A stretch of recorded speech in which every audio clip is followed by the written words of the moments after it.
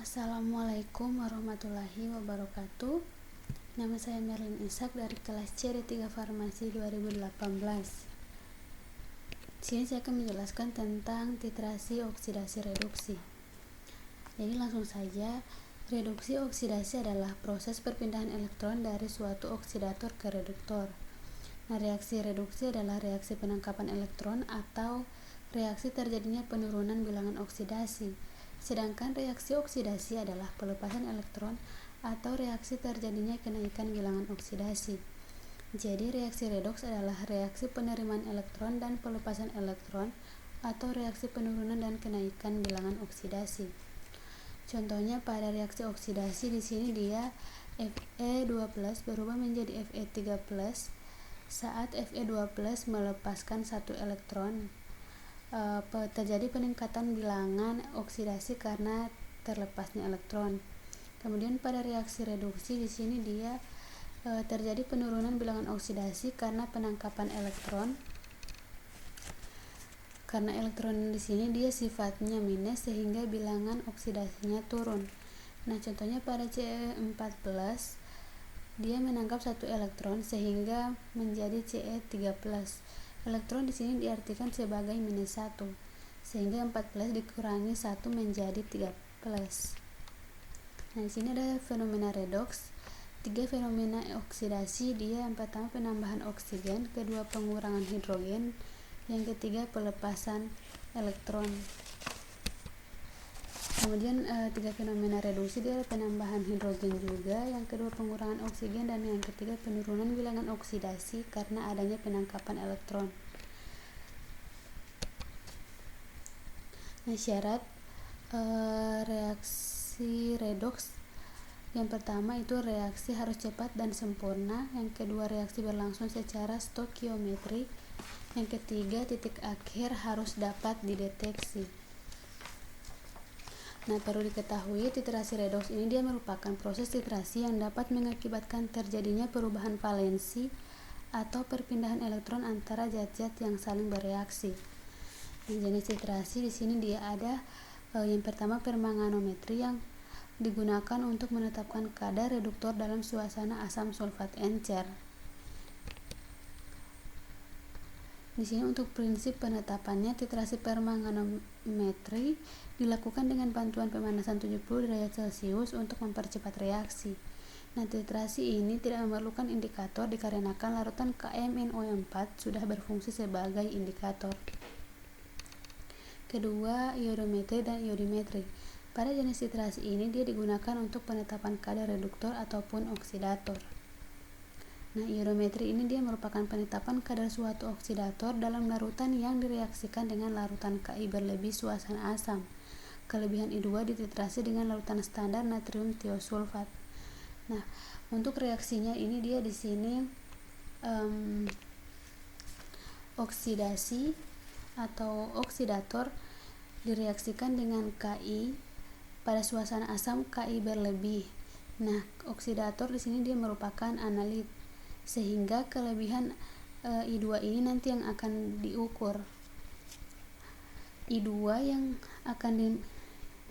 di sini dia yang akan menentukan konsentrasi dan kadar dari analit tadi atau dari konsentrasi dari oksidator. Nah, I2 diukur dengan larutan standar Na2S2O3. Kemudian untuk iodimetri dia adalah penetapan kadar reduktor dalam larutan menggunakan larutan iodium sebagai baku sekunder. Nah, dalam analisis dengan titrasi redoks, konsentrasi larutan biasanya dinyatakan dalam normalitas. Nah, normalitas merupakan jumlah ekivalen zat terlarut dalam 1 liter larutan. Ini untuk rumusnya N sama dengan molekul ekivalen per mililiter. Molekul ekivalen sama dengan miligram per berat ekivalen. Berat ekivalen dia merupakan berat dalam gram dari zat yang diperlukan untuk menyediakan atau bereaksi dengan 1 mol elektron dalam reaksi redoks. Nah, selanjutnya indikator yang umum digunakan dalam iodometri dan iodimetri adalah larutan kanji. Nah, larutan kanji di sini dia dengan iodium akan membentuk kompleks berwarna biru. Nah, sebagai catatan, penambahan larutan kanji ini dia dilakukan menjelang TAT, karena apabila ditambah sejak awal maka kompleks iodium kanji akan sukar pecah sehingga mempengaruhi hilangnya warna biru. Ketiga adalah jenis titrasi bromometri dan bromatometri.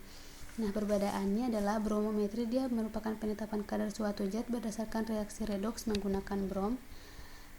Kemudian bromatometri dia merupakan penetapan kadar suatu zat berdasarkan reaksi redoks menggunakan kalium bromat. Nah, kalium bromat ini dia adalah oksidator kuat dalam suasana asam yang oleh reduktor akan direduksi menjadi bromida. Nah, prinsip redoks. Titrasi redoks ini berdasarkan pada perpindahan elektron antara titran dan analit. Dalam titrasi redoks biasanya digunakan dalam potensiometri untuk mendeteksi titik akhir. Namun ada pula yang menggunakan indikator yang dapat berubah warnanya dengan adanya kelebihan titran yang digunakan. Ini terdapat contoh perhitungan berdasarkan wacana tersebut dari kasus di atas ini. Untuk menghitung kadar NaClO dalam pemutih digunakan titrasi iodometri dengan Na2S2O3 sebagai larutan standar. Jika 20 ml NaClO dititrasi menggunakan 15 ml Na2S2O3 0,1 m, maka kadar NaClO dalam pemutih tersebut adalah titik-titik. Nah, di sini sudah diketahui massa relatif dari NaClO adalah 74,5 dan massa jenis dari NaClO yaitu 1 gram per mil. Jadi di sini untuk mencari kadar bisa dicari dengan persamaan kadar NaClO, yaitu kadar NaClO sama dengan massa NaClO titrasi per massa NaClO kotor kali 100%. Nah, di sini kemudian dicari satu persatu, yaitu massa NaCl hasil titrasi terlebih dahulu. Nah, sebelumnya harus dicari mol dari NaClO. Dilihat dari perbandingan NaClO dengan koefisien Na2S2O3 didapatkan perbandingan 1:2.